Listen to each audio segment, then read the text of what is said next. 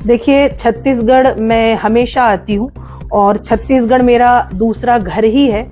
और छत्तीसगढ़ के लोग बड़े प्यारे हैं। यहाँ शक्ति जिला में डोंगरी डीह में यादराम बाबा के धाम में जो श्रीमद् भागवत की कथा चल रही है वो अपने आप में बड़ी अद्भुत है। लोगों श्रीमद् भागवत की जो कथा है वो लोगों के जीवन में एक बहुत महत्वपूर्ण भूमिका निभाती है। बचपन से मैं कथा कर रही हूँ। मेरा बचपन एक सामान्य बालक बालिकाओं की तरह ही था। मैंने पढ़ाई की, मैंने कॉलेज किया, स्कूल कंप्लीट किया, सारी घर गृहस्थी में रह के पढ़ाई इत्यादि की। देखिए, मैंने कथा के बीच में भी 2-4 बार ये बात बोली है कि ऐसे लोग आते हैं पृथ्वी पे जो कुछ भला करने के लिए आते हैं, लोगों का कल्याण करने के लिए आते हैं। तो ऐसा ही एक पावन धाम डोंगरी डीह में है, महाकाल यादराम बाबा का धाम, जहाँ रोगों से निजात होती है, जहाँ नशा मुक्ति भी होती है और जहाँ सर्प बिच्छू आदि जो जहरीले जीव जंतु यदि काट दें तो उनका जो रोग है और जहर है वो भी उतर जाता है। तो ये धाम अपने आप में अद्भुत है। ज्यादा से ज्यादा लोगों को इस धाम के बारे में पता चलना चाहिए। लोग जुड़े, लोग आए, जिससे लोगों की सहायता हो सके। नमस्कार, मैं प्रकाश साहू और आप न्यूज हाउस 36 देख रहे हैं। इन दिनों शक्ति जिले के मालपुर ब्लॉक के डोंगरीडीह गांव में विराजित महाकाल यादराम बाबा धाम में श्रीमद् भागवत कथा का आयोजन किया जा रहा है और कथा का वाचन अंतर्राष्ट्रीय कथावाचिका एवं धार्मिक पथ प्रदर्शिका प्राची देवी के द्वारा किया जा रहा है। और कहीं न कहीं ऐसे में जो श्रद्धालु है उनकी हुजूम उमड़ पड़ रही है। हमारे साथ मौजूद है, उन्हीं से बात करते हैं। मैम, सबसे पहले बहुत बहुत स्वागत है। जैसा कि यहाँ शक्ति जिले में बड़ा आयोजन हो रहा है, लोगों किस तरह से आस्था देख रही है और क्या कहेंगे? देखिए, छत्तीसगढ़ मैं हमेशा आती हूँ और छत्तीसगढ़ मेरा दूसरा घर ही है।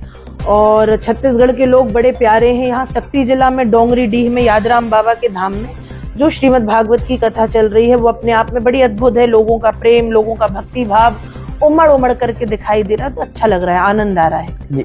आपकी कथावाचिका के रूप में एक बड़ी पहचान है। श्रीमद् भागवत कथा जो है लोगों के जीवन में कितना महत्वपूर्ण है और लोगों को क्या संदेश देना चाहिए?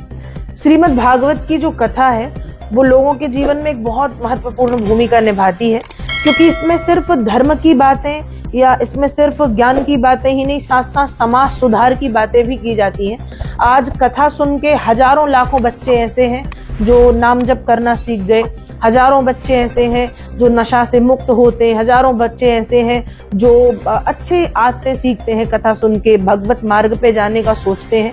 तो कथा समाज सुधार का भी काम करती है। देखा जाता है कि छत्तीसगढ़ में आपने अनेकों जो है कथाएं की हैं और किस तरह से अब महाकाल यादराम बाबा धाम में आयोजन हो रहा है, किस तरह से अंतर आप देखती हैं? महाकाल यादराम बाबा धाम में जो कथा, देखिए छत्तीसगढ़ के लिए मैं ये नहीं कहूंगी कि ये कथा बहुत अच्छी है, वो कथा बहुत कम अच्छी थी। छत्तीसगढ़ की मैं जब से आ रही हूँ बचपन से, हर कथा बहुत ही दिव्य और भव्य हुई है और बहुत प्रेम छत्तीसगढ़ वासियों ने मुझे दिया है। लेकिन यादराम बाबा धाम की कथा विशेष इसलिए है क्योंकि पहली बात ये एक धाम पे हो रही है, एक अच्छे स्थान पे हो रही है, तो इस कथा का महत्व बढ़ जाता है और अद्भुत कथा है। अच्छा, छत्तीसगढ़ में जो लोग हैं उनको क्या कहना चाहेंगे? और जो लोग हैं आपके कथा को सुन करके भावुक हो जाते हैं, रोते हैं, उनके लिए कोई एक छोटा सा भजन? भजन तो नहीं गा पाऊंगी मैं, भजन मंच पे सुनाऊंगी। बस लोगों के लिए मैं इतना ही कहूंगी कि आप अपने जीवन में जो भी करें, ऐसे काम करें जो अच्छे हों, सच्चे हों। और जब आप अपने आप को आईने में देखें, जब आप अपने आप को शीशे में देखें, तो अपने आप को देख करके आपको गर्व महसूस हो, ना कि ग्लानि। ऐसे काम करें। मैम, जैसा देखा जाता है कि आप छोटी सी उम्र से कथावाचिका के रूप में कथा कर रही हैं, यहाँ पर किस तरह से जो माहौल है उसको देख रहे हैं? क्योंकि दर्शकों का क्वेश्चन भी रहता है कि उनके जीवन के बारे में कैसे मोटिवेट हों, क्योंकि आप एक धार्मिक गुरु के रूप में भी माना जाता है। बचपन से मैं कथा कर रही हूँ। मेरा बचपन एक सामान्य बालक बालिकाओं की तरह ही था। मैंने पढ़ाई की, मैंने कॉलेज किया, स्कूल कंप्लीट किया, सारी घर गृहस्थी में रह के पढ़ाई इत्यादि की। बस कथा के मार्ग में पिताजी के द्वारा मुझे इस मार्ग में लाया गया, मोड़ा गया और आज ये मार्ग मेरे जीवन का एक विशेष हिस्सा बन गया। और ये मार्ग इसलिए भी अच्छा है क्योंकि इस मार्ग से जुड़ करके आप हजारों लाखों लोगों के लिए प्रेरणा बनते हैं और हजारों लाखों लोगों को अच्छे मार्ग पे लाने का काम करते हैं। कलेक्टर बनने का आपका सपना था, ऐसा जो है सुनने में आया है। कथावाचिका की रास्ता जो है आपने कैसे किया? नहीं, हम मेरा जो पहला सपना तो नहीं, मतलब मेरा पहला मार्ग ही कथा था, क्योंकि मैं 9 वर्ष की उम्र से कथा के मार्ग पे आई थी। हाँ, लेकिन एक वो होता है कि बचपन में होता है ना कि बच्ची हैं तो 12वीं कक्षा जब पास की तो कुछ बनना है, कुछ बनना, तो एक भाव आया कि IAS की परीक्षा देनी है या UPSC निकालनी है। तो वो भाव आया था, बीच में 6-7 महीने प्रयास भी किए, लेकिन समय का अभाव था, समय की कमी के कारण मैं उस मार्ग पे समय नहीं दे पाई। आपके द्वारा गौशाला और स्कूल का भी संचालन किया जाता है, किस तरह से लोगों से अपील करना चाहेंगी? हाँ, हमारे द्वारा सबसे पहले स्कूल चलाया जा रहा है जिसका नाम है राजदीप पब्लिक स्कूल। उस स्कूल में निःशुल्क बच्चों को हम शिक्षा देते हैं। लगभग 400 बच्चे हैं, 100 बच्चे पूरी तरह से निःशुल्क हैं, उनसे एक पैसा नहीं लिया जाता, और 300 बच्चे ऐसे हैं जिनसे हम ना के बराबर पैसा लेते, इतना कम कि बहुत ही कम, जो आजकल के स्कूलों में इतना कम नहीं लिया जा सकता। तो कम शुल्क लेकर के, और जिन बच्चों से हम शुल्क नहीं ले रहे उनको हम ऐसी शिक्षा देने का प्रयास कर रहे हैं जो बड़े बड़े इंग्लिश मीडियम स्कूल में बच्चों को मिलती है। तो गरीबों के बच्चे, किसानों के बच्चे, आसपास के क्षेत्रों जो माता पिता अपने बच्चों को पढ़ाना तो चाहते हैं लेकिन बड़े स्कूल की फीस नहीं दे पाते, उन बच्चों को हम अपने स्कूल में आधुनिक शिक्षा देने का और संस्कार देने का प्रयास करते हैं। गौशाला कैसे काम करता है? गौशाला हमारे गांव में ही है।